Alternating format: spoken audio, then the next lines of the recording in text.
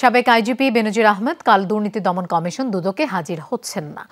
আইনজীবীর মাধ্যমে 15 দিনের সময় আবেদন করেছেন তিনি। এই তথ্য জানিয়ে দুদক কমিশনার মোহাম্মদ জহুরুল হক জানিয়েছেন, আইনে সময় চাওয়ার বিধান আছে। শিয়া বাটার, অ্যালোভেরা ও ভিটামিন ই সমৃদ্ধ লিলি বিউটি সোপ। সাবেক আইজিপি বেনজির আহমেদকে কেয়াত আয় বহির্ভূত সম্পদ অর্জনের অভিযোগে জিজ্ঞাসাবাদের জন্য গত 28 মে নোটিশ জারি করে দুর্নীতি দমন কমিশন। তাকে 6 জুন এবং তার স্ত্রী সন্তানদের 9 জুন হাজির হতে বলা হয়েছে নোটিশে। বৃহস্পতিবার সাবেক আইজিপির দুদকে হাজির হওয়ার দিন ধার্য ছিল। শেষ বেলায় এসে আইনজীবীর মাধ্যমে আরও 15 দিনের সময় আবেদন করেন বেনজির।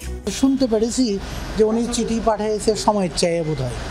এটা তো আমাদের ব্যাপার না, এটা তো আইওর ব্যাপার, যে ইনভেস্টিগেশন অফিসার সে জানবে।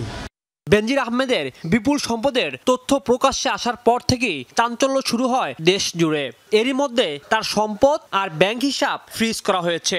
দুদক কমিশনার জানান, সময় চাওয়ার বিধান আছে। শুনেছি যে 15 দিনের সময় চাইতে পারে, কত চেয়েছে আমি জানি না। আইনে বলা আছে 15 দিন পর্যন্ত সময়, যদি সন্তুষ্ট হয়, অনুসন্ধান কর্মকর্তা সন্তুষ্ট হয়, সে সময় মঞ্জুর করতে পারে। এটা কমিশনের ব্যাপার না। রাজীব আহমেদ, যমুনা নিউজ, ঢাকা।